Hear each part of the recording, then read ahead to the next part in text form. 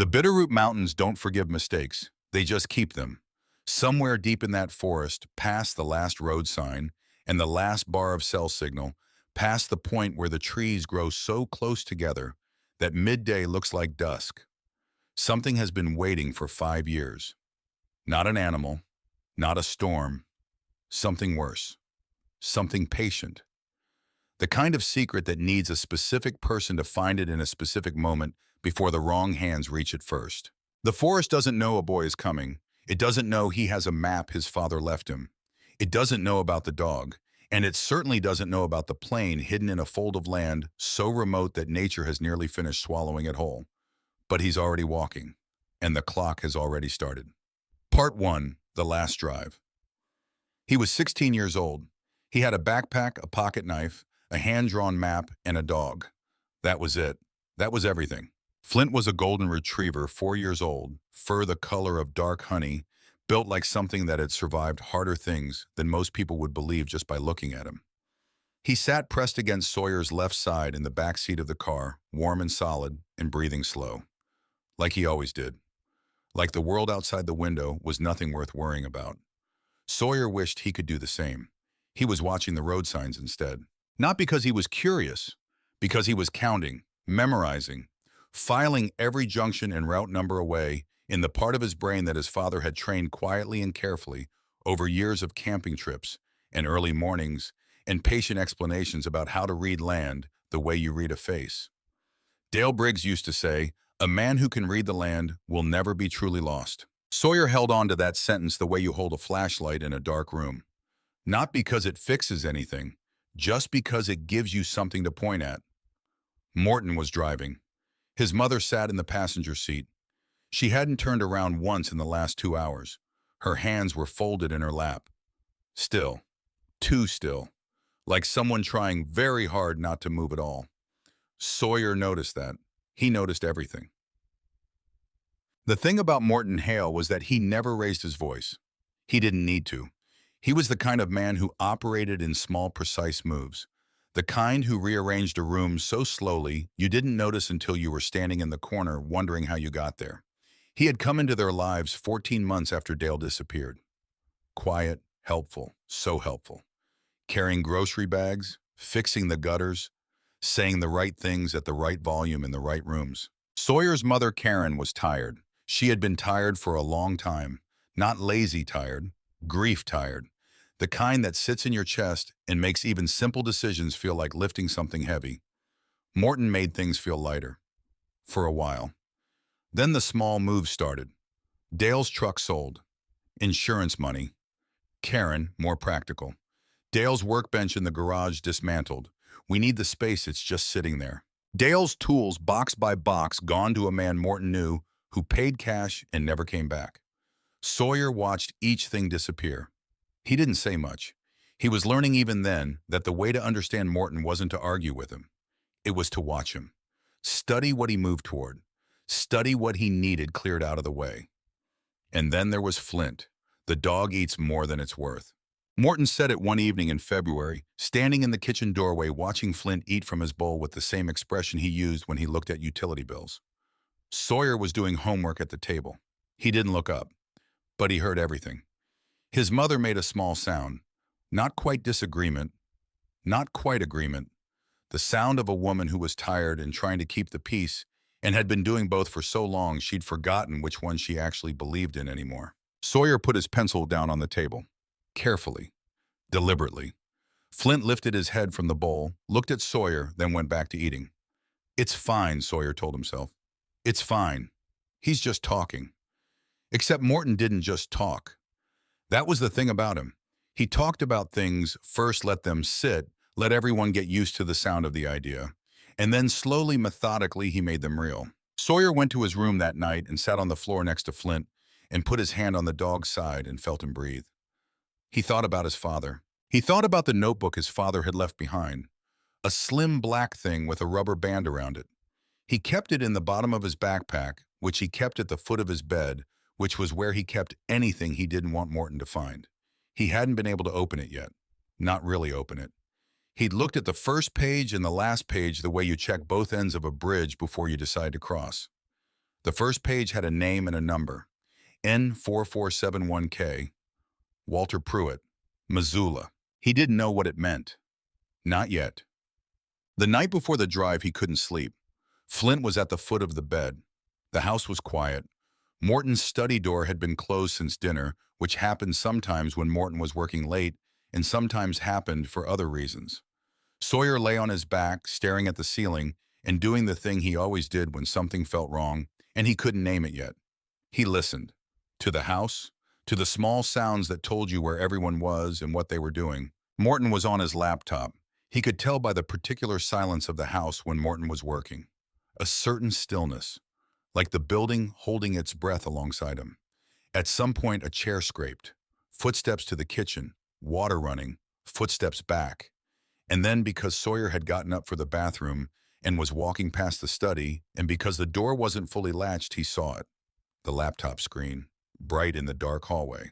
He wasn't trying to snoop, he was just walking past. But the door was open 2 inches, and the screen was right there, and the email was open on it, and he was 16 years old with his father's eyes and his father's habit of reading everything in a room. To Ridgeline Property Group, subject RE, Bitterroot transfer. Property will be clear within 72 hours. Proceed with title transfer. Sawyer stood in the hallway for 4 full seconds, not moving. Then he walked quietly back to his room. Sat on the edge of the bed. Flint raised his head and looked at him with the patient attention of a dog who understood that something had just shifted, even if he couldn't name what. Clear, Sawyer thought. Property will be clear. He didn't know what parcel. He didn't know what title. He didn't know what Ridgeline Property Group was, or where it operated, or what Morton had been doing with it for however long this had been going on. But he knew one thing with absolute certainty. Tomorrow there was a drive planned. A day trip, Morton had said. Get some fresh air, Karen. The boy needs to get out of the house. And after tomorrow, something was supposed to be clear. Sawyer didn't sleep that night. He packed instead. Methodically, quietly, like his father had taught him. Dale's toolkit, a small canvas roll with a flathead, a Phillips needle nose pliers, a utility knife, electrical tape, and 2 zip ties. Dale used to say you could solve 80% of the world's mechanical problems with those 7 things and a little patience. The toolkit had lived in Dale's truck for years. When the truck was sold, Sawyer had taken it before Morton could catalog it with everything else. The topographic map of Bitterroot Valley. Same story, same rescue operation. The notebook. 6 protein bars. Flint's travel bag with 2 days of food and his collapsible water bowl. The small LED flashlight and 3 extra batteries. 2 iodine water purification tablets that had been sitting in a camping kit since a trip with Dale 3 summers ago. He didn't pack like someone going on a day trip. He packed like someone who had read an email and decided to be ready for the honest version of what was actually happening. He sat on the edge of his bed with the packed bag between his feet and Flint's chin on his knee and thought with the deliberate clarity he'd learned from Dale. Maybe I'm wrong. Maybe this is nothing. Maybe tomorrow I'll feel stupid for packing like this. He hoped he was wrong. He had never hoped harder for anything in his life. Morning came gray and cold. April in Montana. The kind of cold that doesn't have drama to it. Steady, patient. Just there the way mountains are. Just there. Morton made coffee. Karen made toast. Sawyer ate and didn't talk. Flint sat under the table near Sawyer's feet, which is where he always sat, which is where he had always sat since he was 8 weeks old, and Dale had brought him home in a cardboard box lined with an old flannel shirt. This dog's going to be something, Dale had said that day, watching the puppy investigate the kitchen floor with enormous seriousness, nose working overtime on every tile edge and cabinet base. He's already something, Sawyer had said. Dale had laughed. That particular laugh, low and a little surprised, the one that meant Sawyer had said something his father thought was actually true. He missed that laugh, the specific frequency of it, the way it made a room feel more solid. He was still thinking about it when Morton said, "Ready to go?" And Karen said, "Sure," looking at her coffee cup. And Sawyer said nothing at all. He picked up his backpack, clicked Flint's leash, and they walked out to the car in the gray April morning. Mom, 2 hours and 40 minutes of driving. Sawyer tracked it all as he always tracked things. US 93 south from Missoula, then east on a state road whose number he memorized, then a smaller road, then a narrower one, Gravel starting about 40 minutes after the state road, the sound of it changing under the tires from smooth hum to irregular percussion. Trees getting denser, signs getting fewer. The world outside contracting slowly the way things do when you're being taken somewhere specific, and the person driving knows exactly where they're going and has decided not to share that information. Flint put his head on Sawyer's lap about 30 minutes in. He stayed there for the rest of the drive. Sawyer kept his hand moving slowly over the dog's ears, steady and automatic. Not for Flint's comfort, for his own. Morton didn't speak. Karen looked out her window at the passing trees with the expression of someone watching something they've already accepted and are trying not to think about too carefully. The gravel road got rougher. The trees pressed closer on both sides, their branches beginning to meet overhead, filtering the light into something dim and fragmented. And at a certain point, about 2 hours and 38 minutes in, Sawyer quietly pulled the topographic map from his bag, unfolded it across his knees, studied it in the diminished light, and matched the terrain he could see through the windows to what was printed on the paper. His stomach dropped. Remote, heavily forested, no cell service. Nearest paved road 14 miles west.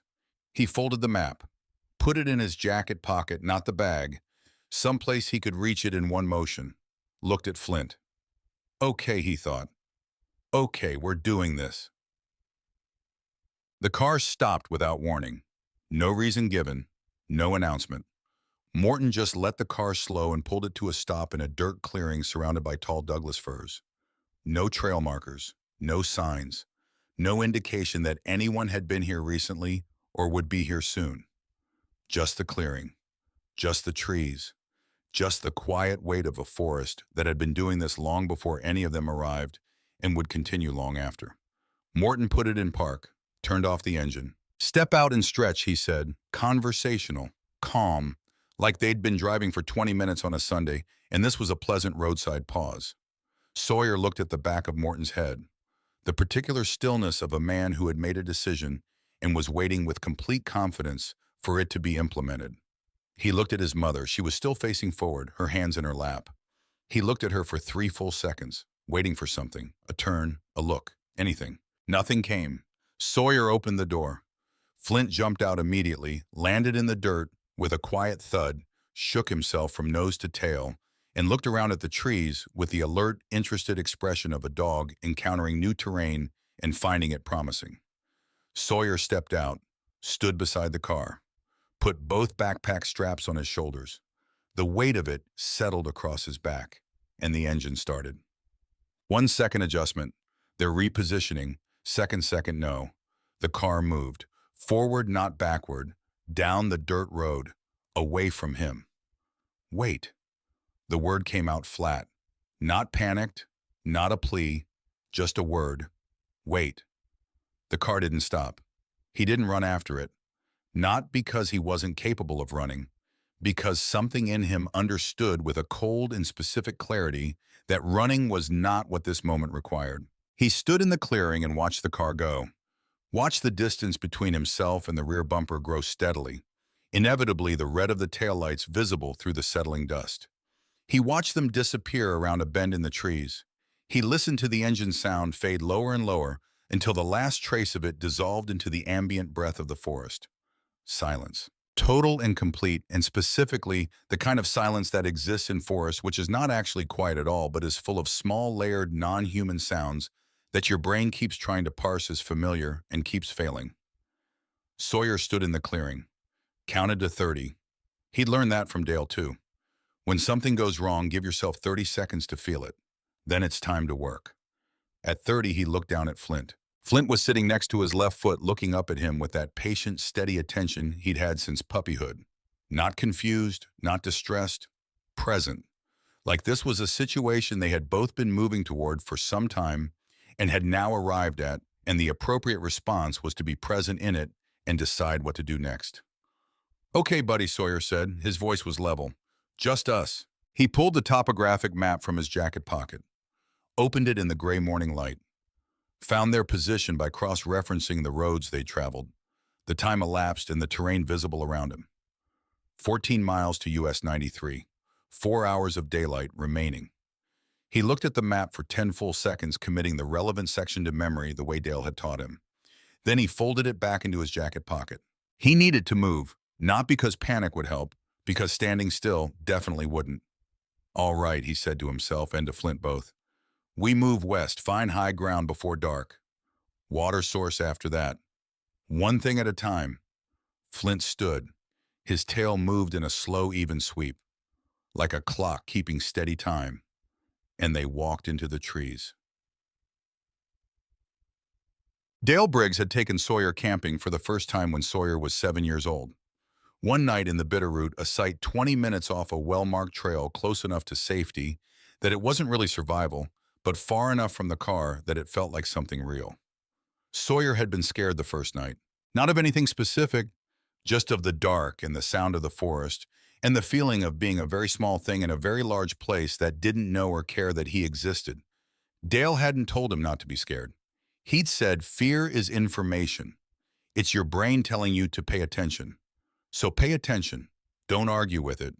Don't ignore it. Just listen to what it's actually saying.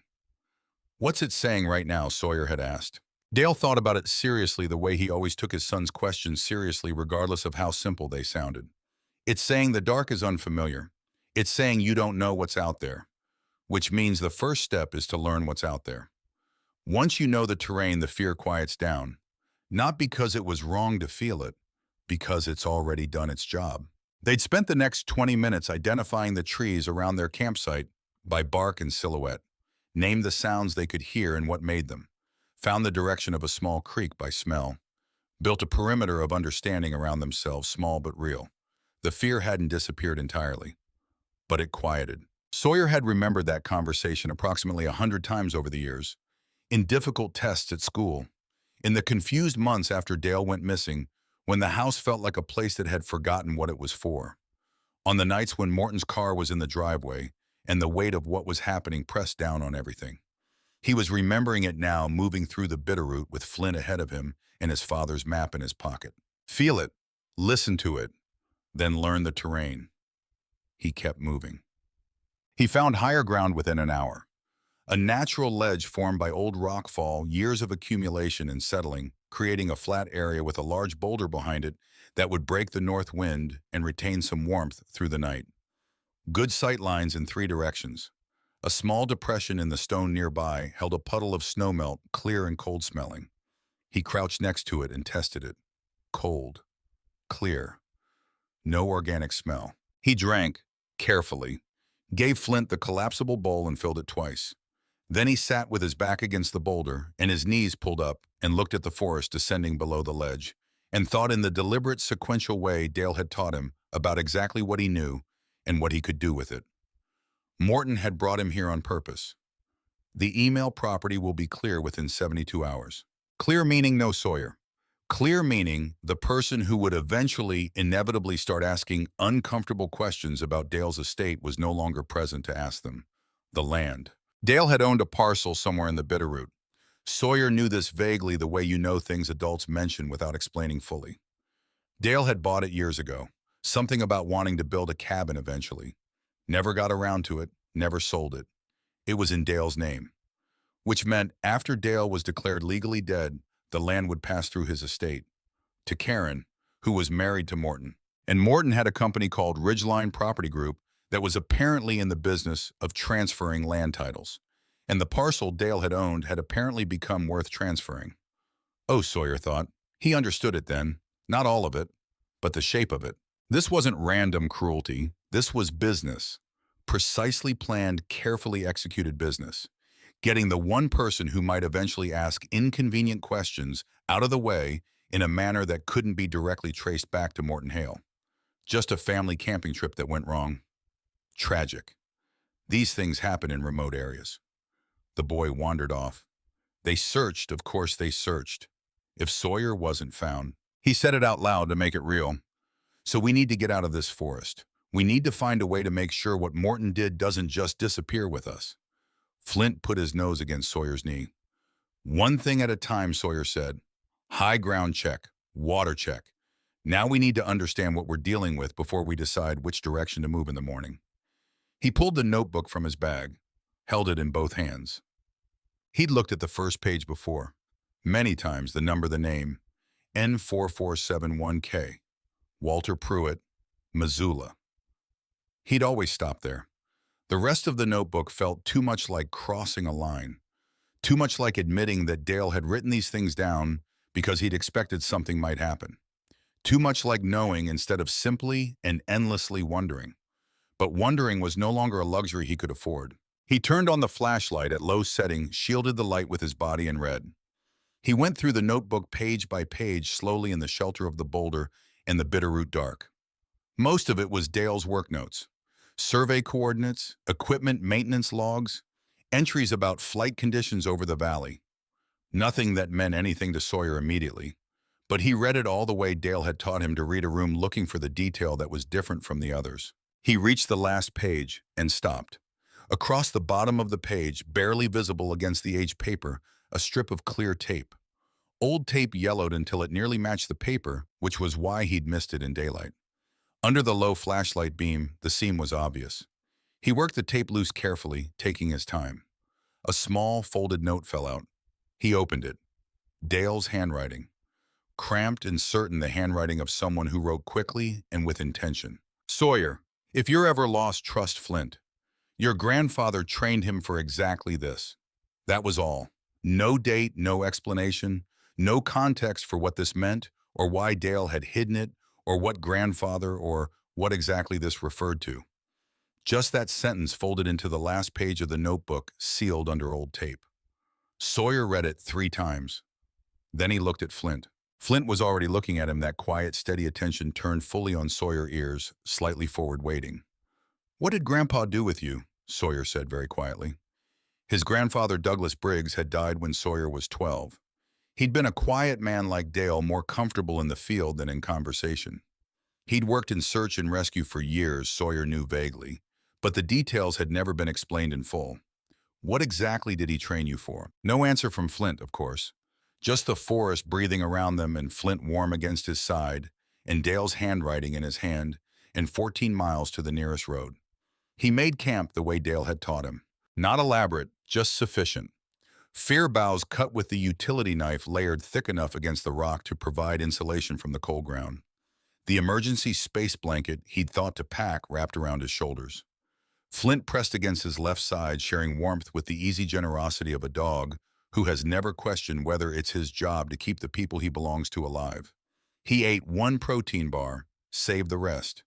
He didn't sleep well, but he slept. Morning came like a slow exhale.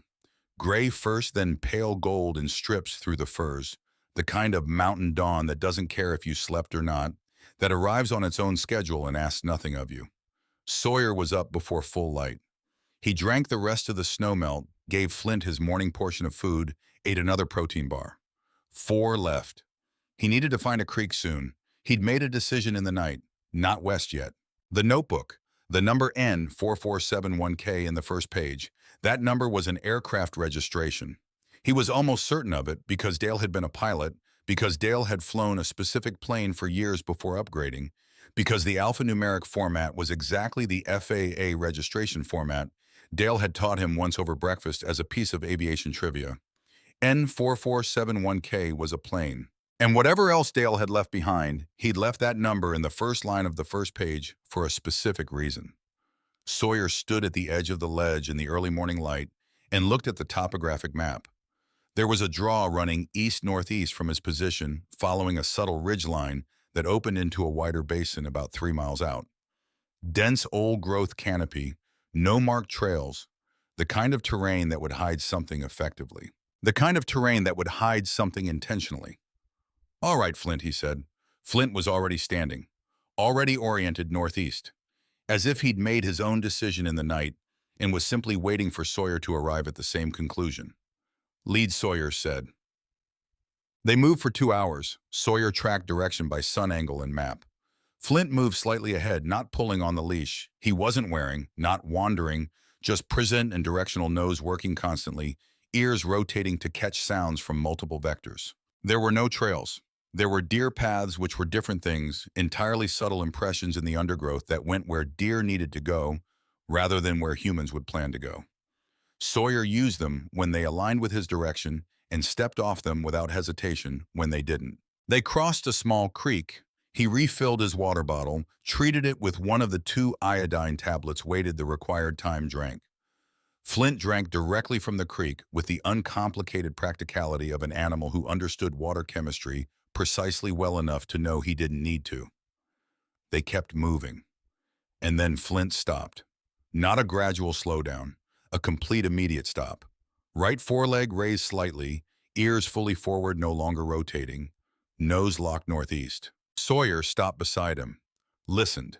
Wind in the upper canopy, birds, the ordinary sounds of a mountain forest going about its business, the distant sound of water moving somewhere to the northeast.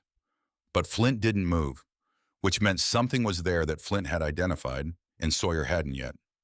"What is it?" Sawyer said very quietly. Flint didn't look at him, kept his attention locked northeast with the focused intensity of a dog who has been trained to locate specific things and has located one. Sawyer followed the dog's nose with his eyes. Dense ponderosa, shadows between the trunks. And then at the edge of a slight depression in the land, something that didn't fit.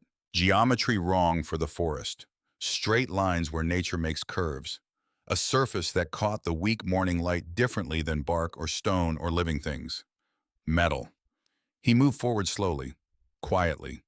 The depression deepened as he approached a bowl shape formed by old erosion, partially obscured by the ridgeline on three sides, the dense canopy above closing off any aerial view. It had been here for years, this natural hiding place. It would hide things for years more. And in that bowl, a plane, a Cessna 310. He knew the shape because Dale had flown one for 3 years before upgrading to a newer model and had spent considerable time explaining its systems and characteristics to Sawyer during long drives and quiet evenings. 2 engines, one on each wing. Both wings present, but the left one sheared at the engine mount. The engine itself half buried in the earth 20 feet away, where it had traveled at impact and stopped. The fuselage intact, sitting at an angle with the nose lower than the tail, the right main landing gear collapsed beneath it. Vines had threaded through the cracked windshield frame. A young lodgepole pine, maybe 8 or 9 years old by its height, had grown up through the opening where the left engine nacelle used to be. The plane had been here a long time, long enough for the forest to begin the slow process of absorbing it.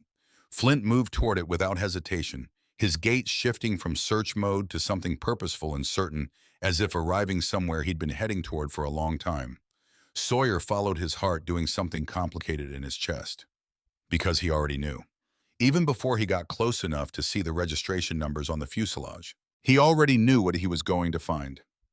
He used the flathead screwdriver from Dale's toolkit to scrape the lichen away from the fuselage near the nose. Beneath it, in the standard FAA registration format, the characters still clearly readable despite years of weather and growth. N4471K.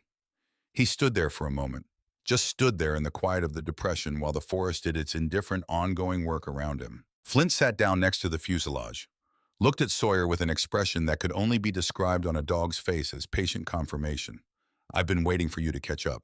We're here now." "This is Dad's plane," Sawyer said. Not a question. He didn't need to make it a question. He just needed to hear it said in the open air.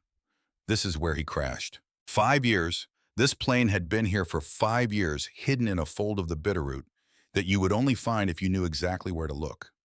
Or if you followed a golden retriever who had been trained by a man who spent 20 years learning this terrain on foot. Sawyer looked at Flint. "Grandpa trained you to find this," he said. Flint's tail moved. Once. Slow. A confirmation of something neither of them could fully articulate. He crouched down and put both hands on either side of Flint's face and looked at the dog, directly at those steady amber eyes that had been looking at him with this same patient, present attention for 4 years. "Good boy," he said quietly. "Really good boy." Then he stood up, walked to the entry door on the right side of the fuselage. It was partially open, the seal broken by years of temperature cycling, the hinges corroded but still functional. He put his hand on the frame, took one breath, pushed it open. Inside, the smell hit first. Dust, metal, old fabric, something faintly chemical that might have been hydraulic fluid once years ago, and was now just a residual trace of it, more memory than substance. The cabin seats were intact but severely deteriorated, the fabric split and sagging, the foam beneath it compressed and brittle. The instrument panel was dark and dead, several instruments cracked from the freeze-thaw cycling of 5 Montana winters. The floor was covered in a thin layer of debris leaves that had blown in through the damaged windshield, small twigs, a few stones. It looked exactly like what it was, an aircraft that had been sitting in a forest for 5 years. Sawyer stepped carefully over the debris, moving to the rear cabin. A Cessna 310 didn't have much rear cabin, just enough space behind the main seats for baggage and equipment, but it was there. Darker back here, further from the light coming through the cracked windshield. Flint stayed just inside the entry door, watching. Sawyer's eyes adjusted, and he saw it. In the rear starboard section of the floor, a panel, same material as the surrounding floor, same surface wear and oxidation. But the screws securing it were sitting slightly proud, slightly higher than flush on one side. Not damage, not settlement. The kind of thing you'd only notice if your father had spent years teaching you the difference between how a thing was built and how a thing was modified. Sawyer crouched next to it, ran one finger along the seam. The gap was tighter than the surrounding panels, deliberately tight. Someone had cut this section of floor out, modified the space below, and reinstalled it with new hardware and fresh sealant. The sealant had since aged to approximate the color of the original material, which was why it had lasted 5 years without being obvious. This wasn't crash damage. This was construction. Someone had built something under this floor deliberately carefully after the plane was already here. His father, Dale Briggs, had built something under this floor. And then Dale had given Flint to Douglas Briggs to train. And Douglas had trained Flint to find this plane. And Dale had left a note in his notebook telling his son if he was ever lost to trust the dog. He knew Sawyer thought. He knew something might happen to him. So he built this, hid it where only the right combination of knowledge and guidance could find it. He sat back on his heels and let himself feel the weight of that for a full minute. His father had sat down somewhere and thought, if the worst happens, what will Sawyer need? And then he had built the answer piece by careful piece. Then he unrolled Dale's toolkit, selected the correct screwdriver, and began. The panel came free after 20 minutes. 4 screws, one of which was stripped and required the particular patience Dale had always advocated for stripped fasteners, steady incremental pressure at the correct angle, no forcing, no frustration, just physics and time. When it finally came free, Sawyer set it aside carefully, looked into the space below. A compartment, roughly 20 inches deep, insulated on all interior surfaces with closed-cell foam sealed against moisture with a combination of commercial sealant and rubber gasket material around the lip. The insulation and sealing had done their work. Inside, 2 more water purification tablets still in their sealed foil packets. A compact emergency Mylar blanket unused. A military specification MRE dated 2018, its vacuum seal intact. A Motorola handheld radio, its battery removed and stored separately in a small Ziploc bag to prevent corrosion. And a waterproof case, orange, hard-sided with a 4-digit combination lock. Sawyer sat back on his heels and looked at the lock. 4 digits. He thought about his father, about the things Dale considered important enough to remember, about the way Dale organized information, which was similar to the way Sawyer organized information, which was probably where Sawyer had gotten it. He thought about the camping trip to Glacier Park when Sawyer was 11 years old. 4 days, just the 2 of them, the summer before everything changed. Dale had talked about that trip for years afterward. That trip changed how I see this whole part of the state. That trip was when I understood what the land really is out here. The trip had started on July 14, 2009. Sawyer entered the digits. The lock clicked open. Inside the case, sealed in a heavy plastic bag, a sheaf of documents, financial records, contracts bearing his father's name, a printed email chain, multiple pages, several photographs of what appeared to be land survey documents and title records. Everything dated, everything organized in Dale's particular methodical way. And on top of all of it, a single handwritten page, Dale's handwriting. If you're reading this, something went wrong. The contents of this case are the reason why. Morton Hale and a company called Ridgeline Property Group have been using my name on a series of land transactions in Bitterroot Valley since 2017. I have not signed any of these documents. Every signature bearing my name is a forgery.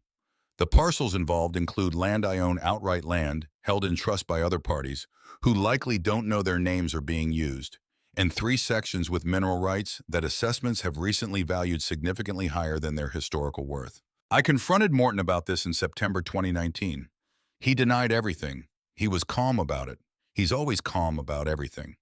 2 weeks after that conversation, I was scheduled for a routine survey flight over the valley. The flight did not go as planned. I believe that was not an accident. If I am not there to explain this to you in person, I'm sorry. Take everything in this case to Walter Pruitt, 412 Higgins Avenue, Missoula, Montana. Walter is an attorney. He is a friend. He knows to expect someone. He will know what to do. I built this as carefully as I could. I hope it is enough. I love you, Sawyer. More than I've ever been good at saying out loud. But I hope I've been good at showing it. Dad. Sawyer read the letter twice. Then he sat in the back of his father's broken plane in the middle of the bitterroot forest and held the paper carefully in both hands and did not move for a long time. Outside wind moved through the canopy in long, slow waves. Flint came to him quietly without being called, without any signal that Sawyer was aware of giving. He pressed his head against Sawyer's arm and stayed there. Sawyer put his face down against the top of Flint's head. Just a minute. He allowed himself just a minute of having it be as large and terrible and true as it actually was. His father had known, had seen what Morton was building, had confronted him and been denied, and had understood with the clear-eyed pragmatism that was Dale Briggs's defining quality that the denial didn't mean it wasn't real. And then something had happened on a flight, and Dale had been reported missing, and the search had eventually been called off.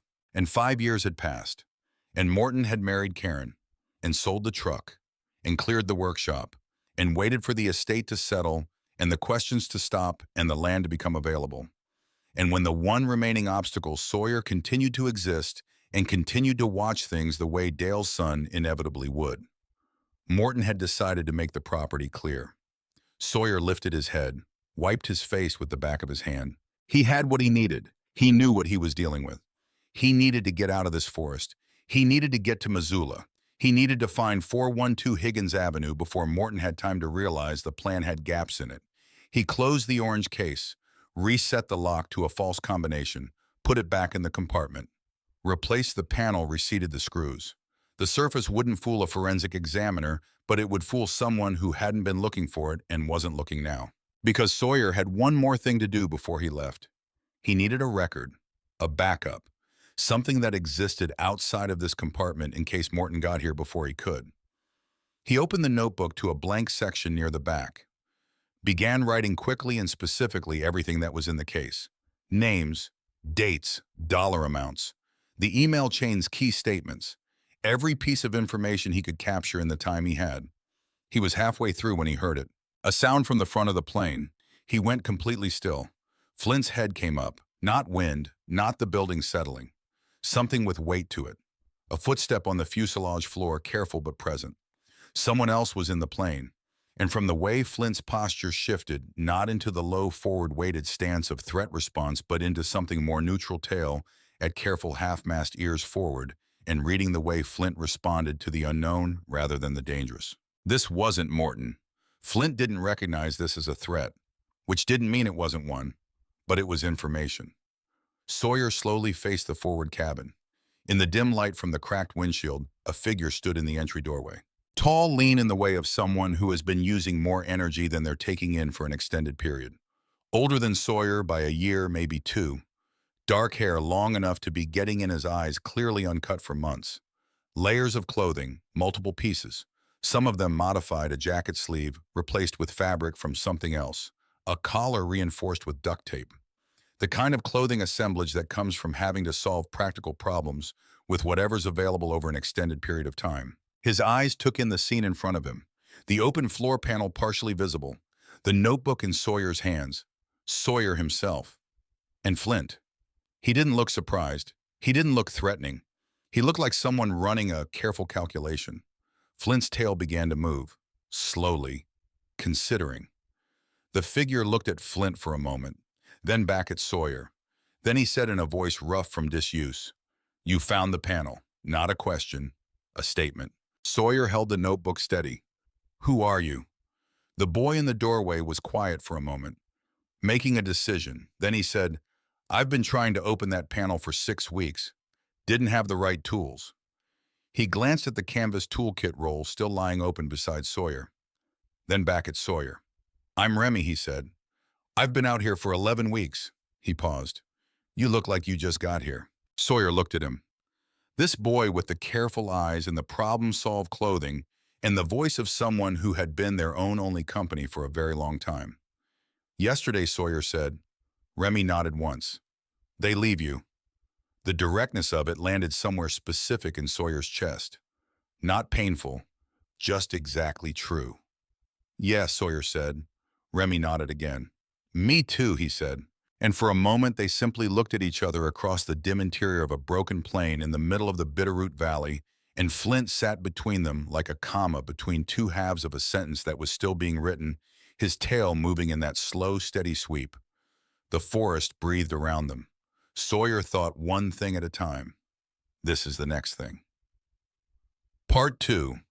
What the Wreckage Kept. Remy Ashford did not shake hands. He stepped into the rear cabin, looked at the open floor panel, looked at the notebook in Sawyer's hands, looked at Flint. Then he sat down on the deteriorated remains of the rear bench seat with the ease of someone who had long since stopped treating unfamiliar spaces as unfamiliar. 11 weeks. Sawyer did the math. 11 weeks was 77 days. 77 days in the Bitterroot without proper shelter, without another person to speak to, without any guarantee that the situation was going to resolve itself in a direction that included survival. 77 days was not nothing. It was a specific kind of endurance, the kind that changed the way a person held themselves, the way a person's eyes moved through a room, the way a person calculated before speaking. Flint walked over to Remy and sniffed his knee with the professional thoroughness of a dog gathering information. Remy looked down at him. Something in his expression shifted slightly, not softening exactly, more like a window opening 1 inch in a room that had been sealed for a long time. He put one hand on Flint's head. Flint's tail swept. "Your dog," Remy said. Statement, not question. "His name's Flint." "Good name." Remy looked up. "What's yours, Sawyer?"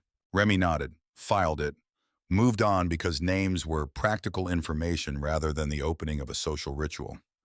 "What's in the case, Sheshamtam?" Sawyer looked at him for a measured moment. This boy he had known for approximately 5 minutes in a broken plain in a remote forest in the specific aftermath of the worst decision an adult had ever made about him. Every instinct Dale had given him said verify before you trust. Watch behavior before you believe words. But Remy's behavior was already speaking. 11 weeks alone and he was composed. Not performing composure for an audience, not trying to impress, not manufacturing distress to generate sympathy. He'd simply sat down, assessed the situation, asked direct questions. That was the behavior of someone who had been taught one way or another to keep their head. And to Sawyer, that was the clearest thing a person could communicate without saying anything about themselves at all. "Documents," Sawyer said. "Evidence involving land out here and a man named Morton Hale." "Morton Hale's land deal," Remy said. Sawyer went still. "What did you just say?" Remy met his eyes. "Ridgeline Property Group. About 3 weeks ago, 2 men came out here, walked through this part of the valley. I watched them from the ridge above. One of them kept looking at a survey map, stopped right at that tree. He pointed through the cracked windshield at a specific ponderosa at the edge of the depression. Stood there for a long time looking down at where this plane is. Took photographs with a digital camera. He saw the plane. He saw it," Remy confirmed. "Didn't come in. Looked at it from the edge of the depression, took his photographs and left." Sawyer stood up. Morton knew about the plane.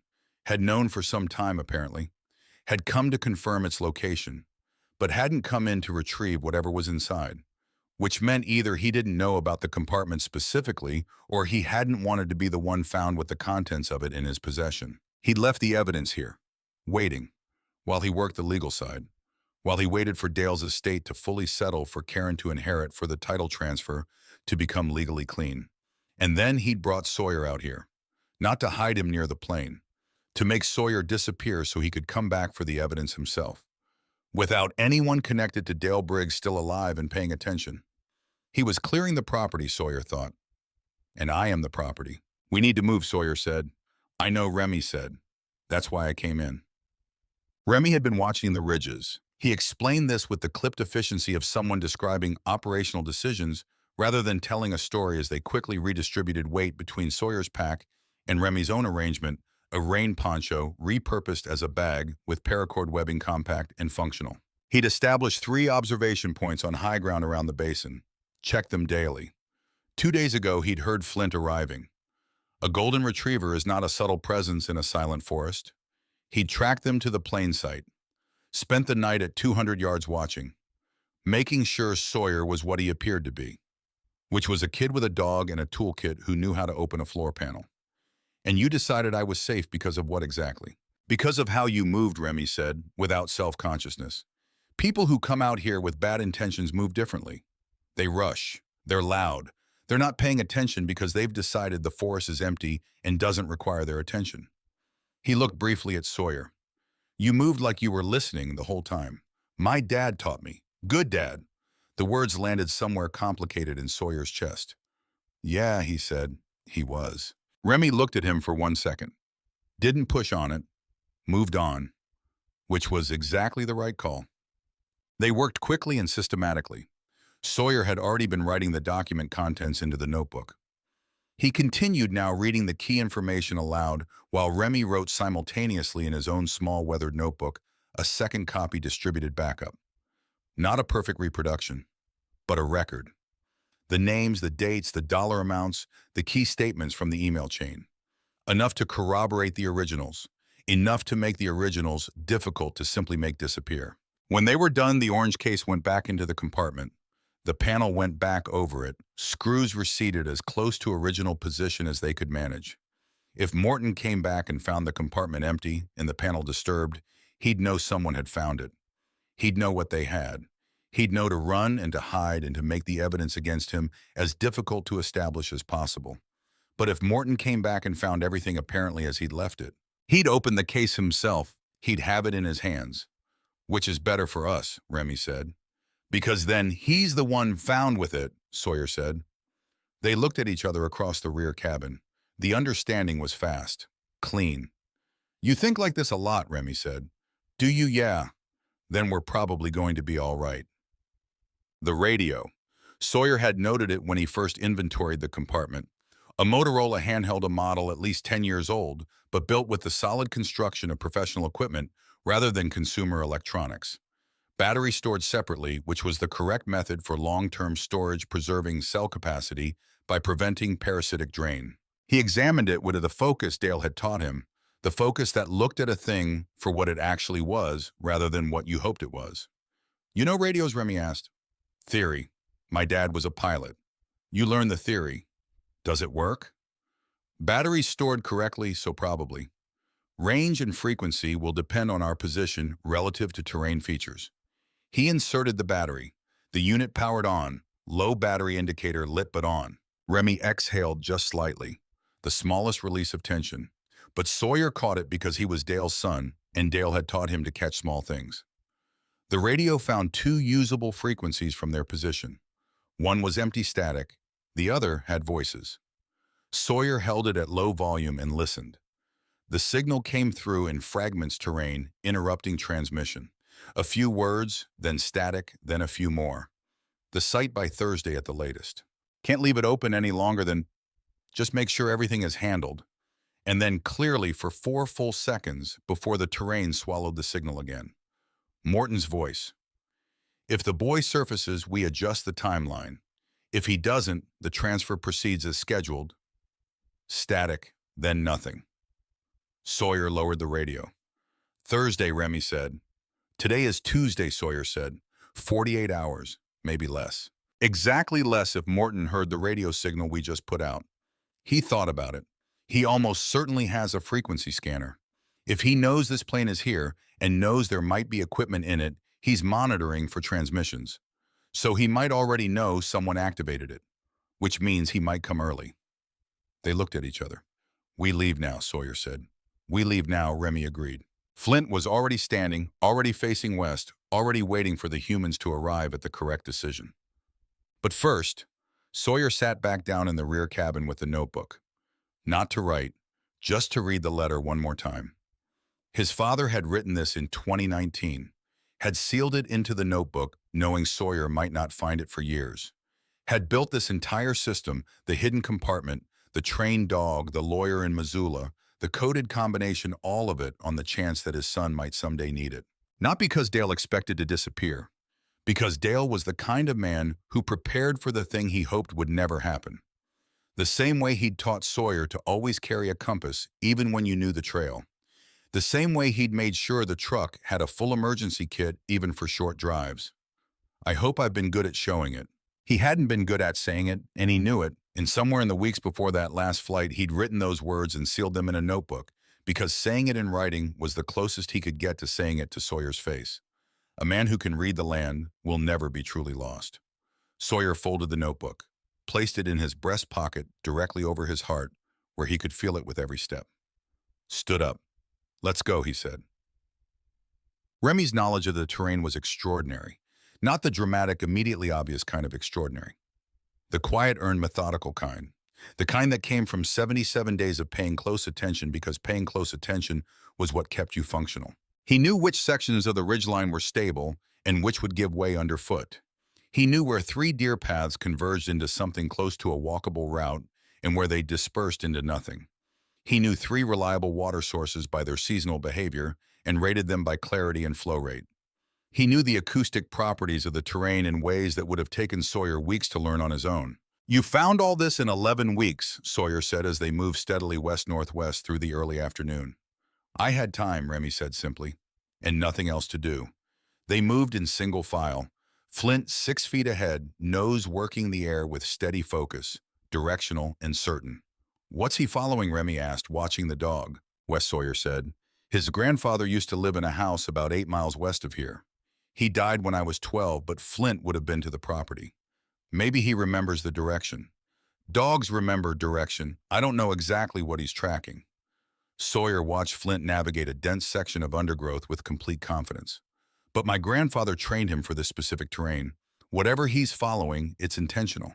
"Your grandfather sounds like someone worth knowing." "He was a lot like my dad," Sawyer said, "which I think means he was a lot like me, which is either a good sign or a warning depending." Remy almost smiled. The expression didn't quite complete itself, but it got close. "Probably both," he said.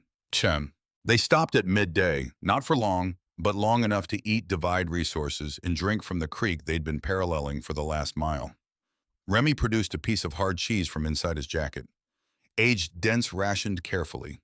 He cut it into 3 portions with the small knife he carried, with the practiced ease of someone who had used it daily for weeks. "Where did you get that?" Sawyer said. "Hiker came through about 6 weeks ago, very well equipped. Lost his pack crossing a creek about a half-mile north of here. He made it across. The pack didn't." Remy handed Sawyer his portion. The man had excellent taste. "You've been living partly on a stranger's lost supplies for 6 weeks. On the useful parts of them," Remy said. He showed good judgment in cheese selection. Flint received a small portion. Flint's opinion of the cheese was immediate, thorough, and enthusiastic. They sat on a flat-top boulder in a patch of weak afternoon sun and ate without talking for a few minutes. The forest around them was indifferent and ordinary, doing its work regardless of what was happening inside it. Sawyer found it calming. The forest's indifference. It asked nothing of him. "Why did they leave you?" he said after a while.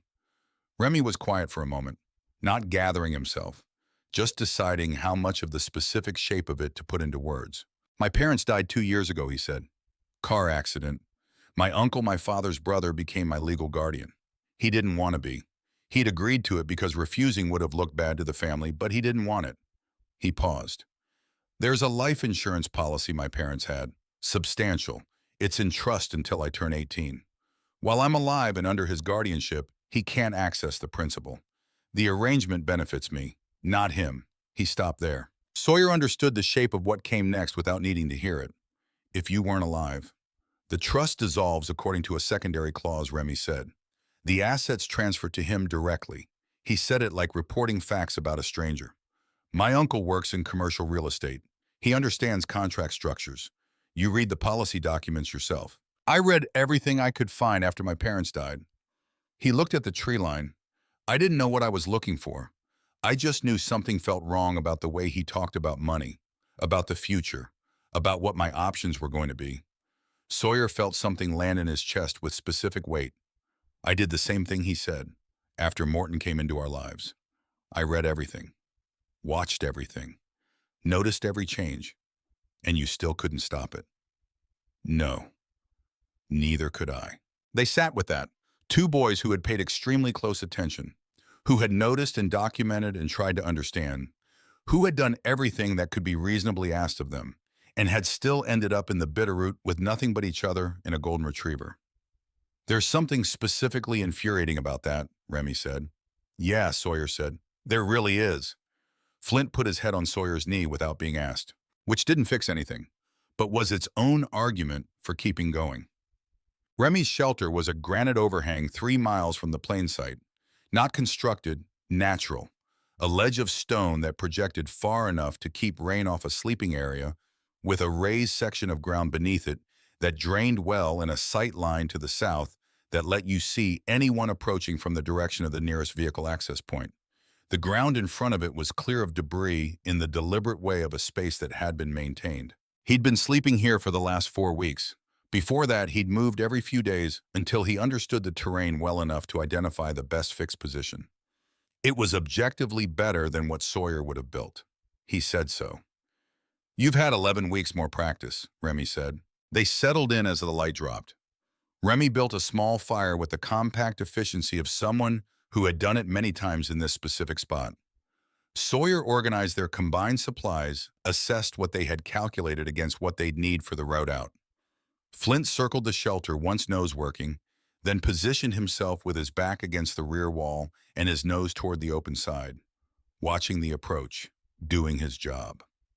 Tell me about the documents, Remy said when the fire was stable and the temperature had dropped enough that the warmth of it mattered. Sawyer talked him through it.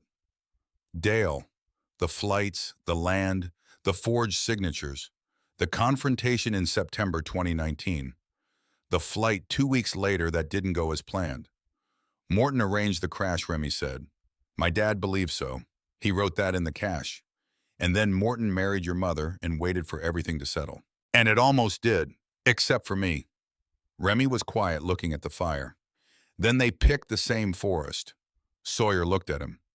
My Uncle Remy said, he dropped me about 4 miles east of where you were left. Different access road. Same general part of the Bitterroot. He paused. Morton Hale and my uncle. Different reasons, but the same forest. Sawyer sat with that. The Bitterroot was vast, thousands of acres of roadless terrain. The probability of 2 separate men abandoning 2 separate boys in the same general quadrant of it in the same approximate time frame. That's not coincidence, Sawyer said. No, Remy said. I haven't thought it was for a while. I just didn't have any information to connect them. Sawyer pulled out the notebook, opened to the pages where he'd transcribed names from Dale's documents. Ridgeline Property Group involved multiple parties, he said. Different names on different transactions. Structured that way probably to distribute legal exposure. He ran his finger down the list. Your uncle. What's his name? Roy Ashford, Remy said. He works commercial real estate in Bozeman. Sawyer found the page. Ashford Development, LLC, he read. Listed as a participating party in the Mineral Rights Syndication Agreement dated March 2019. The fire crackled. Flint's ears moved forward. Remy stood up. He walked to the edge of the overhang and stood looking out at the dark forest with his back to the fire and his hands at his sides. Sawyer waited. He recognized the posture. He'd been in it himself, standing in that hallway 4 seconds of complete stillness while the shape of something too large resolved itself into something you could actually hold. His name is in there, Remy said finally. Yes, he and Morton know each other.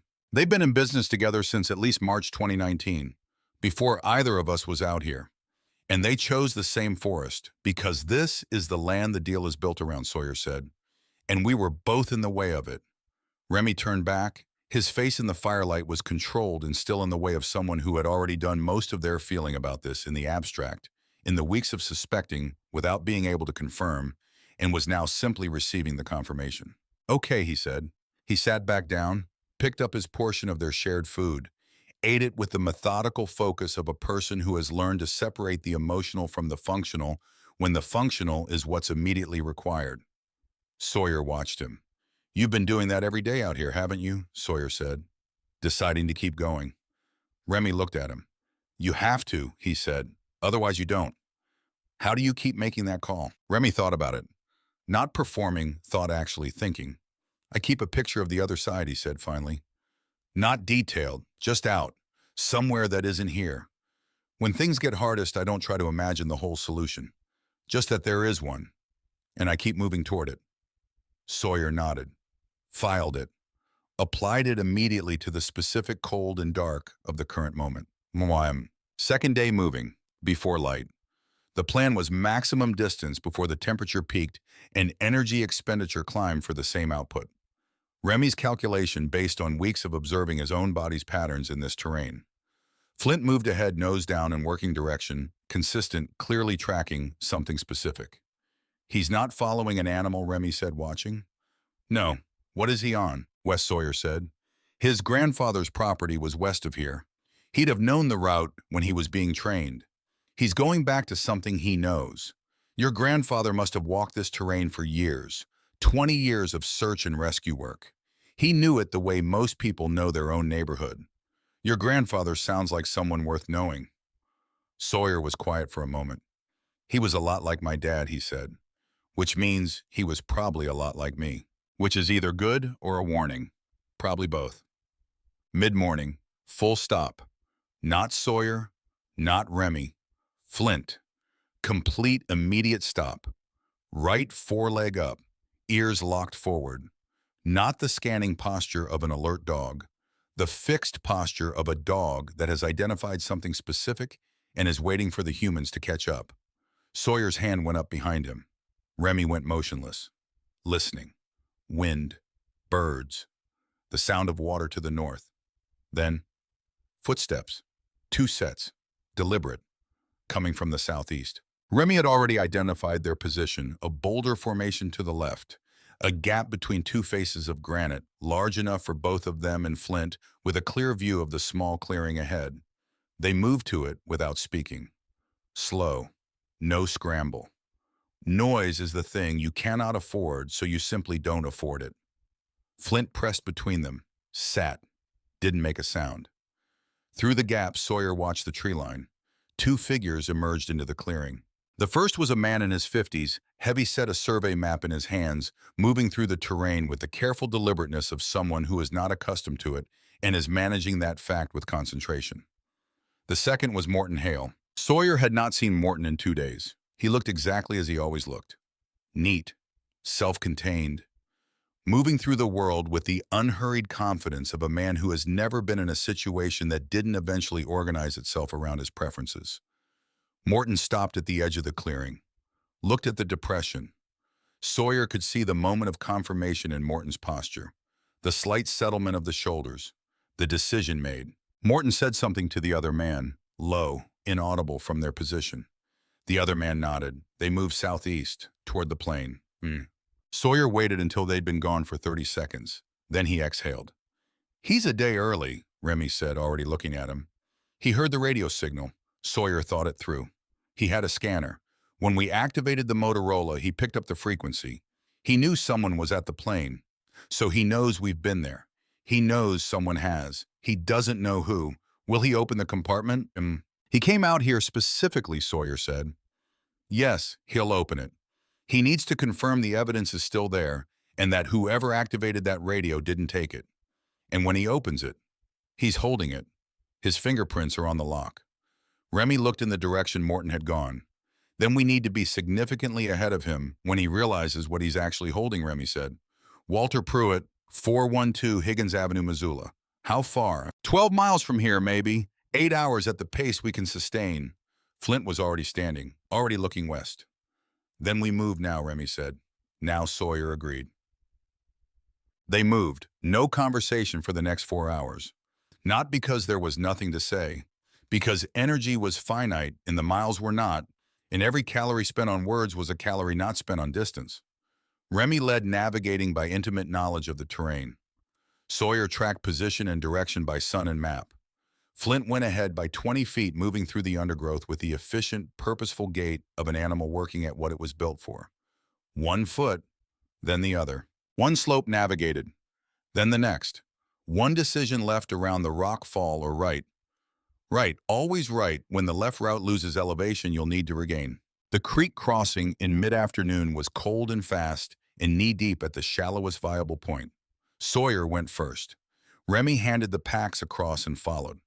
Flint crossed at a focused run, shook himself on the far bank with the brisk efficiency of a dog for whom this was a logistical problem rather than a dramatic moment, and looked back at them with the expression of someone who has been ready to continue for approximately 2 seconds already. "Show off," Remy said. Flint's tail waved once. They kept moving. Late afternoon. The terrain changed in a way that Sawyer felt before he could name. Something in the quality of the light, the density of the understory, the way the air moved differently through a forest that was thinning, preparing to give way to something less enclosed. And beneath the smell of pine and cold creek water, and the particular mineral quality of mountain air, something chemical, faint, distant. "Getting less faint," Exhaust Remy said. "Road," they said simultaneously. Flint broke into a trot. They came out of the trees at 4:47 p.m. Remy had a watch. Cheap digital battered functional. He'd kept it running through 11 weeks because time was a form of orientation, and orientation mattered. A 2-lane state route, not US 93, but asphalt. Real, flat, unambiguous asphalt with painted center lines and a gravel shoulder connecting one real place to another real place by a route that real vehicles traveled on a regular basis. They stood at the tree line for a moment, both of them, looking at the road the way you look at something you'd started to believe might not be real. Flint walked out onto the center line and sat down and looked back at them with the patient, communicative expression of a dog who has been working for 2 days and has successfully completed his objective and finds the human's hesitation at the finish line somewhat perplexing. Remy made a sound. It was in the general vicinity of a laugh. The first vehicle came 6 minutes later. A pickup truck, older blue, with the useful character of something that has been actually used for many years by someone who needed it. It slowed when the driver registered the sight of 2 boys and a dog on the road. The window came down. The driver, a man in his 60s, worn canvas jacket, the weathered face of someone whose work happened outdoors, looking at them with the straight-on assessment of someone who knew what it looked like when something had gone wrong and was deciding whether to do something about it. "You boys need a ride," Sawyer stepped forward. "We need to get to Missoula," he said. "It's urgent. We have documents for an attorney named Walter Pruitt." The man looked at him for a long second, then at Remy, then at Flint, who had smoothly repositioned himself to Sawyer's left and was deploying his most honest, direct, trustworthy expression with impeccable timing. "Get in," the man said. The truck's heater was an extraordinary thing. Sawyer had not been warm, really warm, warm that got into the muscle rather than just the skin in 2 full days. He sat in the back with Flint's weight across his feet and felt the heat work through him layer by layer, slow and thorough, and tried to stay present and alert, and not simply go unconscious in the seat of a stranger's truck. Remy sat beside him, upright, watching the road. The driver offered water. They both drank. He said his name was Gerald, and Sawyer experienced a single second of involuntary alarm before his brain caught up and reminded him that the name Gerald was shared by a very large number of people who had never done anything wrong. Granola bars were offered. Accepted. Flint received a piece. Flint's assessment of the granola bar was positive and immediate. They drove for an hour and 20 minutes. When the lights of Missoula appeared against the darkening sky ahead, and spreading, Sawyer felt something move through him that was neither relief nor fear exactly, but occupied the space between them. Because getting to the city was not the end of anything. It was just the next thing.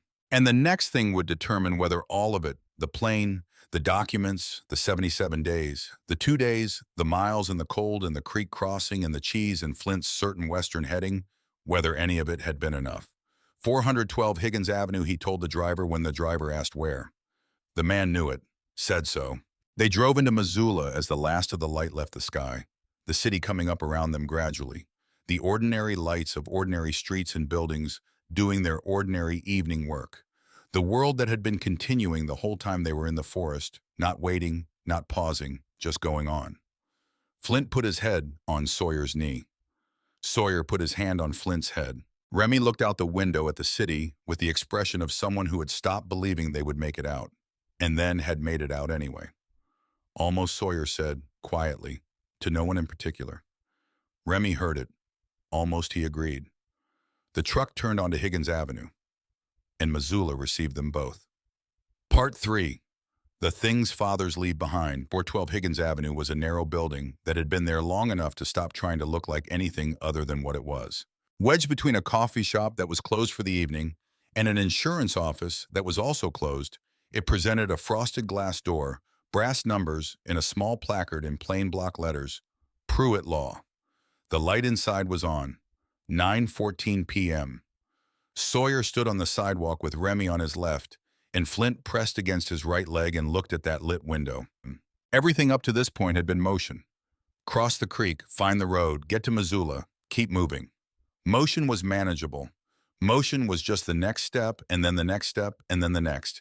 And as long as you kept stepping, you didn't have to fully reckon with what each step was taking you toward.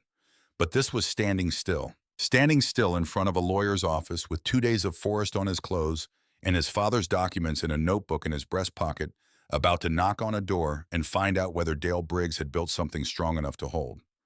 "You going in?" Remy said. "Yes." "Then go." Sawyer went. The door was unlocked. Small waiting area. 2 chairs and a side table with magazines that nobody had touched in some time. Carpet that had been practical once and was now just tired. The smell of old paper and coffee. Behind a half-open inner door, the sound of someone at a desk. A chair. Pages turning. "We're closed," said a voice. Even. Unhurried. "I know," Sawyer said. "I'm looking for Walter Pruitt." A pause. "That's me. My name is Sawyer Briggs. Dale Briggs was my father." The sound of the desk chair stopped. Complete silence. Then the inner door opened all the way. Walter Pruitt was somewhere between 68 and 72, the kind of age that stopped being specific and started being a general condition of having been present for a long time. He'd been built broadly once and had settled into a leaner form. White hair, reading glasses pushed up onto his forehead forgotten there. A cardigan that had seen better decades but was clearly preferred for its own reasons. He looked at Sawyer, really looked, the way people look when they're not seeing you, but someone they know, in the shape of your face, in the line of your jaw, in the specific way you hold your shoulders. "You look like him," Walter said. "I know. He said you would." That sentence landed somewhere in Sawyer's chest, quiet and specific, like a key finding the lock it was made for.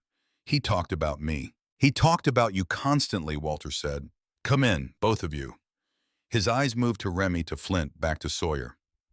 "Sit down, I'll make coffee. You look like you've been outside." 2 days, Sawyer said.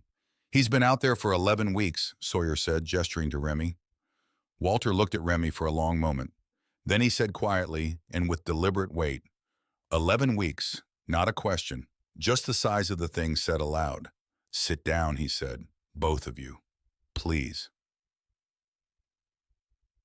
The coffee was real and hot and came with 2 sandwiches Walter had been planning to eat for dinner and relinquished without comment. Flint got a bowl of water from somewhere in the back. The office felt warmer than it probably technically was.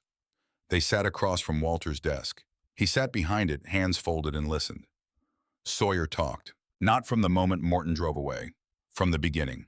Dale in the notebook, the number on the first page, the email on Morton's laptop, the drive, being left, the first night on the ledge in the snowmelt, and the note hidden under the tape on the last page of the notebook, the plane appearing between 2 ponderosas, Flint sitting down at the floor panel, the screws sitting proud, the compartment, the orange case and the combination and the letter. Walter didn't interrupt, didn't react visibly to any of it, just listened with the particular quality of attention that comes from years of hearing things that matter and having learned over those years to make room for them fully before responding. When Sawyer finished, Walter was quiet for a moment. Then he said, "The combination. July 14th, 2009. Walter nodded slowly. "The glacier trip," he said. "He talked about that trip every time I saw him for 2 years afterward." He looked up. "How long did it take you to try it?" "It was the first thing I tried," Sawyer said. "It was the most like him." Walter's expression did something small and complicated. "Yes," he said. "It was." He folded his hands again. He said when he came to me in October 2019 that Morton was more careful than most, that whatever Morton had done, the evidence would need to be impossible to dismiss.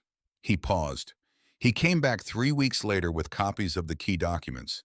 Said he'd secured the originals somewhere that only someone who knew him well enough could find them.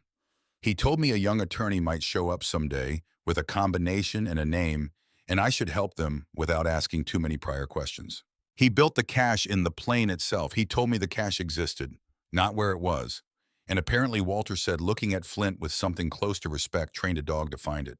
Flint was lying under Sawyer's chair. He lifted his head briefly at the attention and then returned to his work of being magnificent and unobtrusive, your grandfather, Walter said. Douglas Briggs. He was a search and rescue volunteer for 20 years in this region. He trained dogs for SAR work. I knew he did SAR. I didn't know the details. Dale didn't talk about it much, but Flint was trained by a man who spent 2 decades learning the Bitterroot terrain and teaching dogs to work it. Walter looked at Sawyer carefully. That's not a small thing your father built. Sawyer looked at Flint, at those amber eyes looking back at him with the same steady patience they'd always had, and something settled. Not fixed, not resolved, just settled. The shape of what Dale and Douglas had built together quietly over years without making any of it dramatic or visible. The toolkit, the notebook, the combination hidden inside a camping trip, the dog, the lawyer, the attorney's address on the first page. Every piece of it constructed for a situation Dale had hoped would never happen, and had built for anyway because that was who he was. Because that was Sawyer understood now who the Briggs men were. Walter said, I need to call the FBI, Walter said, already reaching for his phone. Morton was heading to the plane when we left the forest, Sawyer said. He'll find the compartment. He'll have the original documents in his hands. Walter stopped, met Sawyer's eyes. You left the originals there, so he'd be caught with them. Sawyer met his look steadily. It's what my dad would have done. A pause that was longer than a pause. That Walter said is exactly correct. He picked up the phone and dialed. Bob. What followed was not cinematic. There was no raid, no tableau of federal agents confronting Morton in the mountain dark. Real investigations don't work that way. Real investigations are phone calls and documented chains of custody and existing case files that have been building slowly, and the particular moment when a piece of evidence arrives that makes everything previously unprovable suddenly provable. Walter spoke with an FBI contact in the Missoula field office. Not dramatically, just clearly and specifically the way you speak to someone you've worked with before and who trusts your judgment. And the judgment is that this is real and requires immediate attention. The Ridgeline Property Group, it turned out, had been on a quiet watch list for 14 months. Not a headline list. The kind that exists when something doesn't add up and the proof hasn't materialized, but the agency has reason to wait. Morton Hale had been careful, thorough, patient. Dale Briggs had been more careful. And Dale Briggs had raised a son who read land the way his father had taught him. A team was dispatched to the Bitterroot before midnight. Reaching the plane site required several hours of night navigation in remote terrain. Morton Hale and his associate were located at the aircraft at first light the following morning. Morton was in the process of removing the orange case from the compartment when agents reached him. He had the case in his hands. His fingerprints were on the lock. Walter told Sawyer this at just past 7 a.m., hanging up the phone, looking across his desk at 2 boys who had been awake for an extraordinary length of time and were running on coffee and the specific adrenaline of having done something that couldn't be undone. They have him, Walter said. Sawyer nodded. Remy looked at the desk surface. Controlled. Still. Roy Ashford, Remy said. His voice was even and precise. The voice of someone who had been waiting 11 weeks to say those words in a context where they meant something. He's named in the Ridgeline syndication documents, Walter said. Federal investigators in Bozeman have been contacted. Given what you've described about your situation, I expect additional charges related to endangerment and abandonment of a minor. He met Remy's eyes. He will not be your guardian going forward. That process begins today. Remy nodded. Once. Then he looked at the window, at Higgins Avenue doing its ordinary morning business outside the glass. People walking, a delivery truck, the coffee shop next door opening. Sawyer didn't say anything. Didn't offer a hand or a word about things being okay. He'd known Remy for less than 3 days, but he understood with reasonable certainty that what Remy needed right now was a moment for the thing to be true without anyone trying to reshape it into something easier. So he let him have it. Sean. Walter made more coffee, produced crackers from somewhere, and set them on the desk without ceremony. They sat in the office as the morning came properly through the windows, and Sawyer answered Walter's specific questions about the documents, the names he'd transcribed the email chain's key statements. Practical sequenced, working through it the way Dale would have worked through a problem. Remy talked too.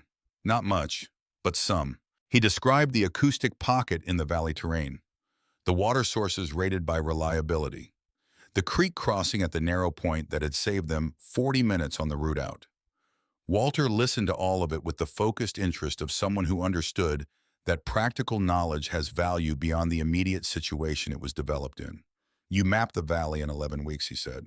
I had time, Remy said. 11 weeks, alone. Before Flint, I had to be enough, Remy said. Simply. So I was. Walter looked at him for a long moment. I have a colleague, he said. Her name is Patricia Oakes, family law. She's worked with youth services cases for 30 years. With your permission, I'd like to call her this morning, to represent your interests specifically through what comes next. Remy looked at him. I don't need charity, I know, Walter said. I'm offering representation, which is not the same thing at all. A pause. Okay, Remy said. Walter wrote something down. And just like that, in the small and practical and unannounced way that real things happen, a door opened for Remy Ashford that had been closed for 11 weeks and 2 years before that. Walter had a guest room above the office. Plain.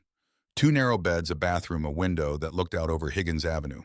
He offered it without making it an occasion. Sawyer took it. Remy took it. Flint claimed the floor between the 2 beds and stretched out with the full expansive comfort of an animal who has covered considerable terrain and considers his rest thoroughly earned. Sawyer lay on his back in the dark, looking at the ceiling.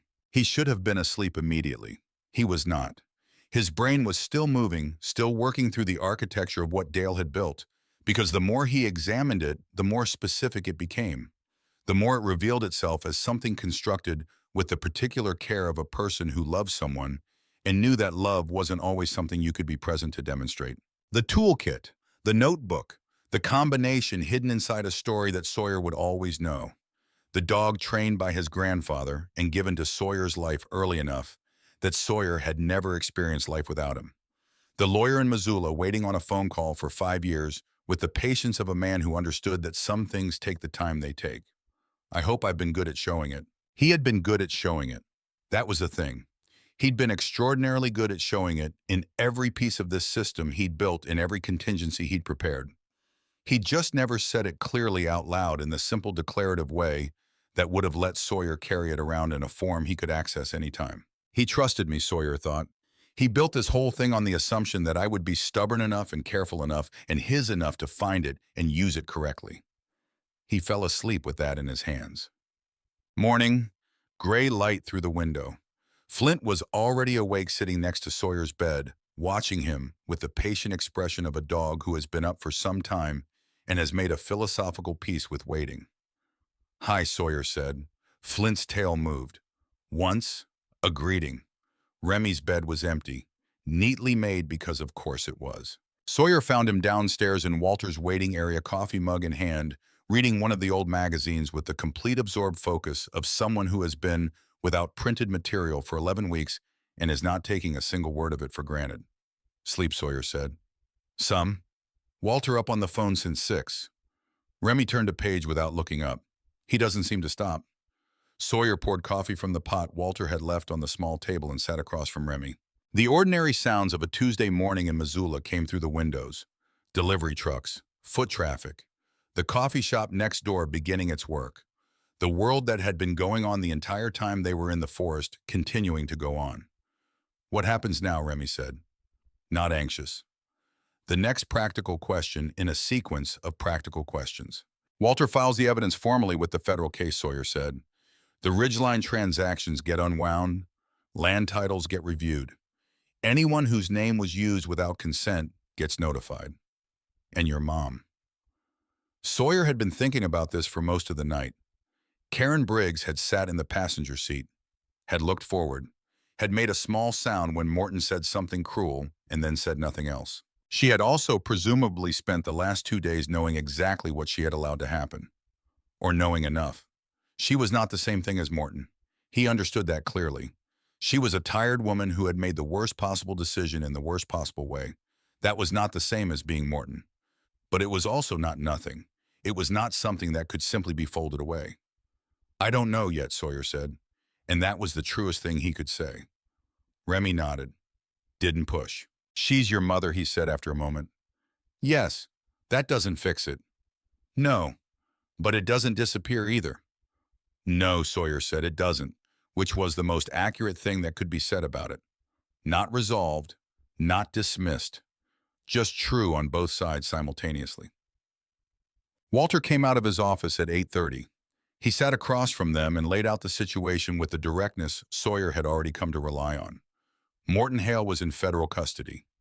The orange case and its contents were in evidence. Roy Ashford had been contacted by investigators in Bozeman. The Ridgeline Property Group and its associated entities were under federal fraud investigation. And my dad, Sawyer said. Walter looked at him with the specific care of a man about to say something important and wanting to say it accurately. "Dale's case is being formally reopened," he said. "The original crash investigation. Everything." Sawyer waited. "This is what I know," Walter said. "And I want to be careful to give you only what I know and not what I'm hoping." Dale was reported missing in November 2019 after a flight over the Bitterroot that he didn't return from. The official search was called off after 10 days. Morton was involved in coordinating the geographic parameters of the search, which means he was involved in deciding where they looked and where they didn't look. Yes, Walter was precise and measured. A John Doe was admitted to a trauma center in Salmon, Idaho, 9 days after Dale's flight.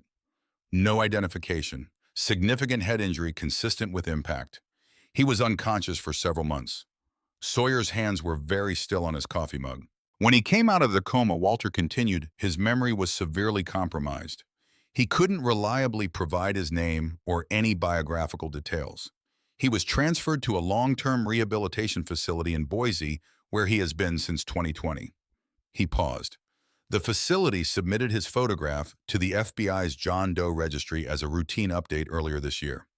"I requested that photograph this morning." He slid a printed sheet across the desk. The photograph was grainy, printed on plain office paper. A man seated in what was clearly a facility common room. Institutional walls, plastic chairs, a book on the table beside him that he appeared to have stopped reading. The man was thinner than Sawyer remembered. His hair had gone mostly silver. There were lines in his face that hadn't been there 5 years ago.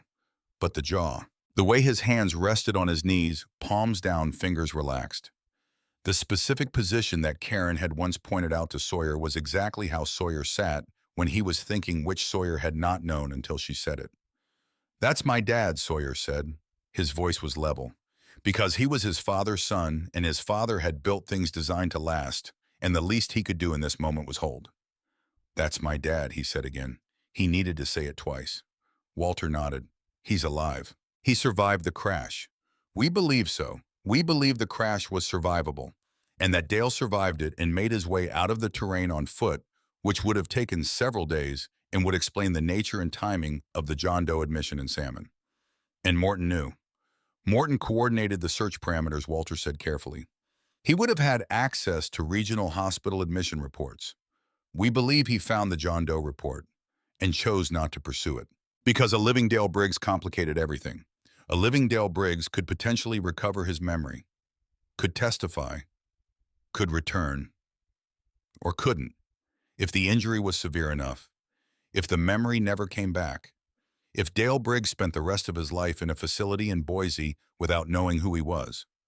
Morton had calculated those odds, and for 5 years the calculation had held. Until a 16-year-old boy with a toolkit and a trained dog had walked into the right fold of the Bitterroot.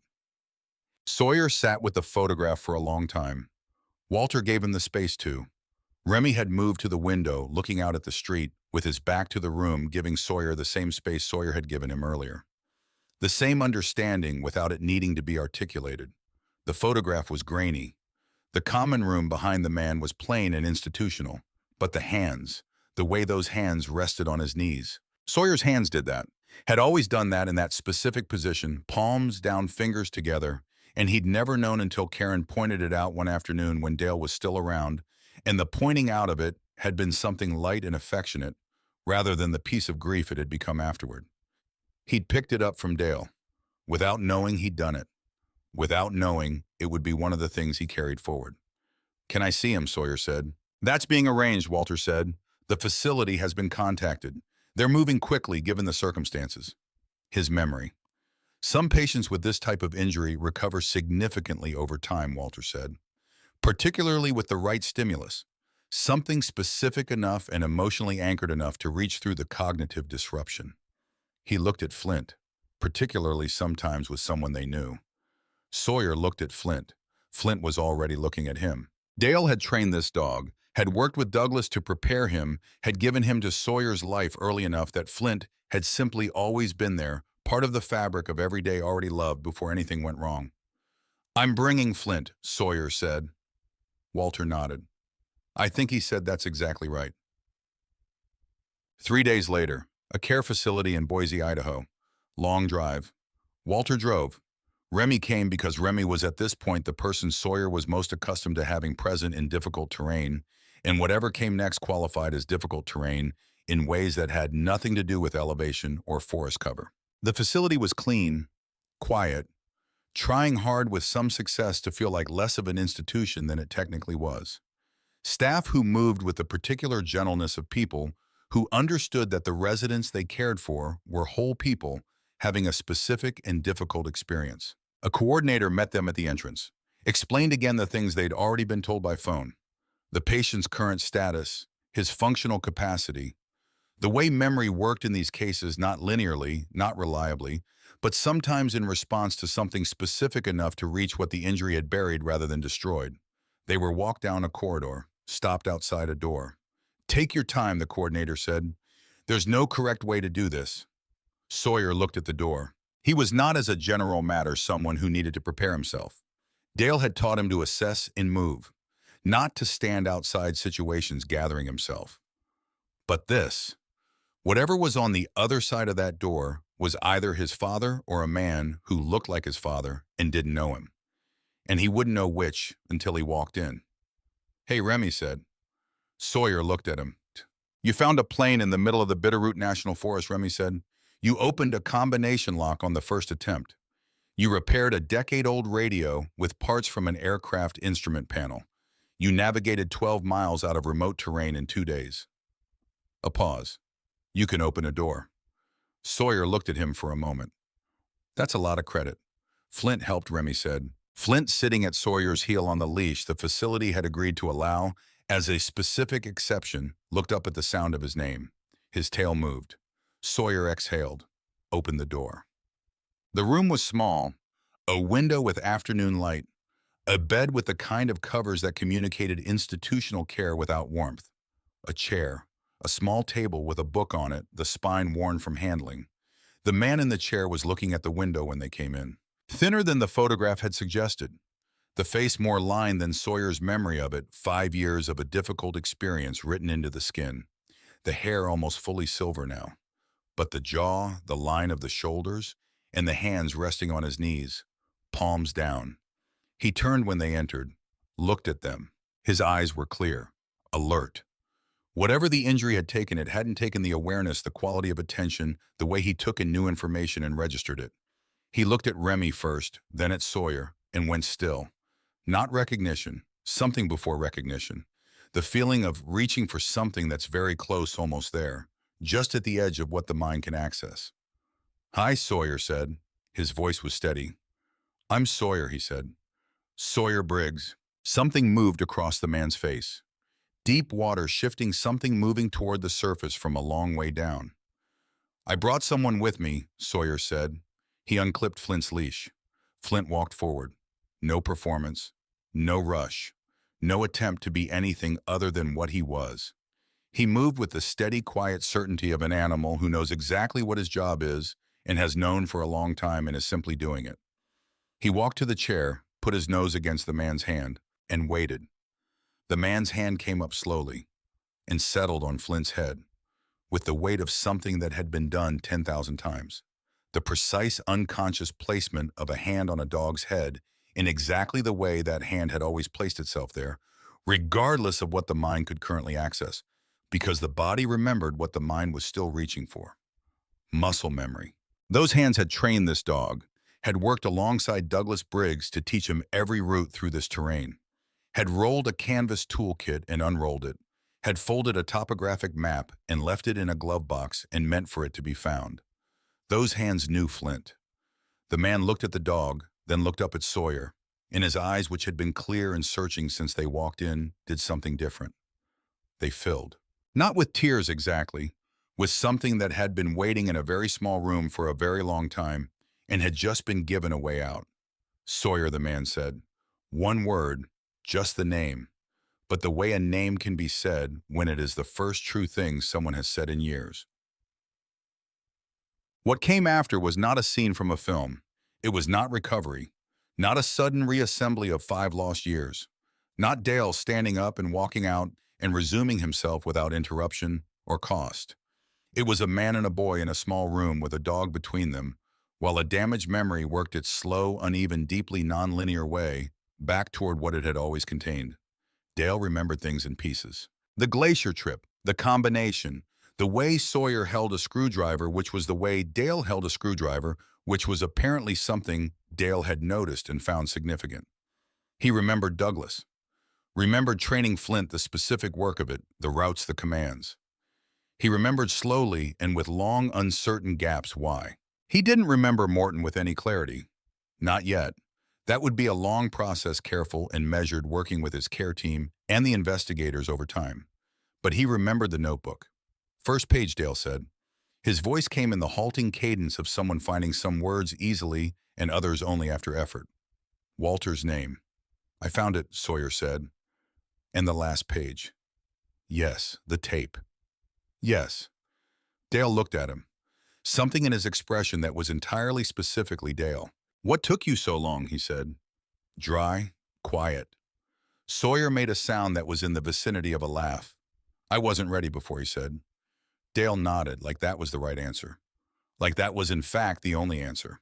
They sat there for a while, the three of them, in the afternoon light of the small room, the world outside going on in its indifferent way.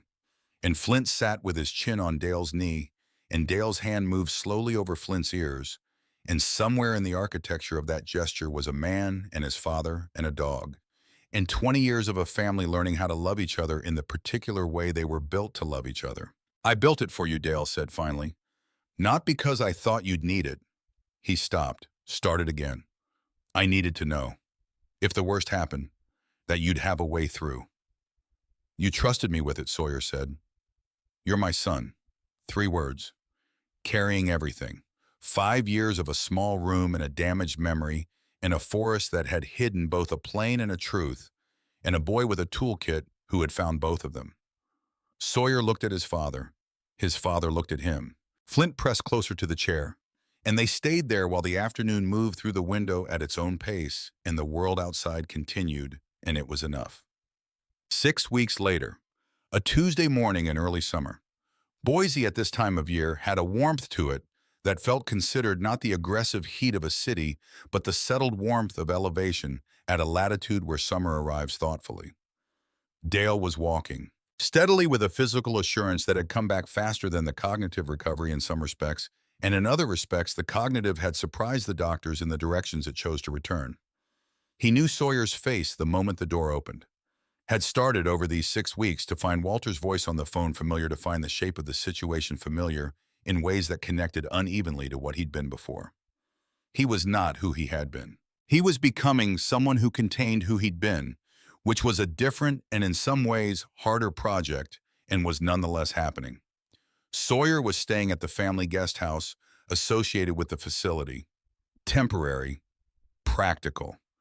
The next thing, while Walter worked through the legal landscape of what came after, which was considerable and was being worked through with the same thorough patience Walter apparently applied to everything. Morton Hale had been indicted on multiple federal counts: fraud, forgery, conspiracy, and charges related to the circumstances of Dale's disappearance. The Ridgeline Property Group had been dissolved. Every transaction bearing Dale's forged signature was under legal review. The mineral rights syndication that had made this all worth doing was unwinding. Roy Ashford had entered a cooperation agreement. The terms included full disclosure of his connection to Morton and the circumstances of Remy's abandonment. Additional charges related to endangerment of a minor were proceeding separately. Karen Briggs had not been charged. The investigation had determined she had known Morton wanted Sawyer removed from the household and had not known or had chosen not to know the specific nature of what the Bitterroot was meant to accomplish. That distinction was legally significant even if it was morally complicated. She had called, twice, left messages in the careful voice of someone who understood that sorry was not a solution and was saying it anyway because there was nothing else available. Sawyer had not called back yet. He would eventually. He was almost certain of that. She was his mother, and that was not a thing that went away regardless of what had happened. But eventually was not yet, and yet was not today. And today he was sitting on the steps of the guest house in the early summer morning, and that was enough. Remy Ashford. Patricia Oakes had taken his case with the focused energy of someone who had been doing this for 30 years and had not lost the appetite for it. The insurance trust was under review. Roy Ashford's guardianship had been formally terminated. A couple in Missoula named Frank and June Halloran had been working with the foster system for several years. Frank was a former park ranger who had strong opinions about terrain navigation and expressed them with genuine enthusiasm. June had brought cookies to the first meeting. Remy had eaten 3 of them. For Remy, Patricia reported to Sawyer afterward that was the equivalent of a standing ovation. Frank and Remy had ended the first meeting in an actual conversation about the acoustic properties of the Bitterroot Valley terrain, 2 people who had each spent significant time learning the same landscape from different angles and found the overlap genuinely interesting. Remy had looked, Patricia said by the end of it, like someone who had stopped waiting for the other shoe to drop, which was not the same thing as relaxed, but it was the direction of relaxed. And that was not nothing. Tip time. The Tuesday morning, 6 weeks after the Bitterroot, Sawyer was sitting on the steps of the guest house in the early summer warmth. Coffee in both hands, Flint pressed against his left side, exactly as he'd always been warm and solid and breathing slow. The sun was coming up over the rooftops to the east. The air smelled like cut grass and the particular clean quality of a mountain city morning. He was thinking about his father, about the way Dale had said his name in that small room, the weight of 5 years compressed into 2 syllables, and the sound of them arriving finally at the right address. He was thinking about Walter, about the patience of a man who had kept a phone line metaphorically clear for 5 years because a friend had asked him to without knowing if that call would ever come. He was thinking about Douglas Briggs, who had spent 20 years walking this terrain, who had trained dogs to navigate it, who had taken one specific dog and prepared him for one specific purpose, without explaining any of that to the grandson who would receive that dog as a matter of ordinary love. He was thinking about all the things that had been built before he knew he would need them.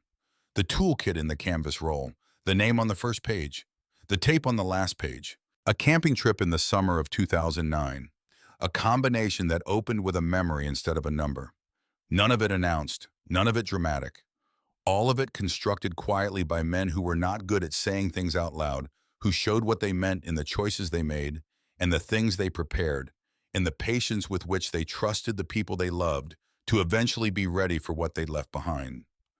Flint leaned harder against Sawyer's side. Sawyer put his arm around the dog. And in a room a short walk from where he was sitting, Dale Briggs was waking up to another morning of becoming himself again. Slowly, unevenly, with the particular stubbornness of a man who was also not very good at giving up on things. Sawyer could feel him there, the specific weight of him being alive just a short walk away in a world that had almost resolved itself into a version where that wasn't true. He took a long breath of summer air, looked east at the morning coming. Okay, he said, quietly, to himself, to Flint, to the version of his father who was waking up a few minutes' walk away and who had trusted him 5 years ago with the means to find his way back. Okay. And the morning continued ordinary and unhurried, the way mornings do when the hardest part is over and what remains is simply the rest of your life, which is the only part that was ever going to matter.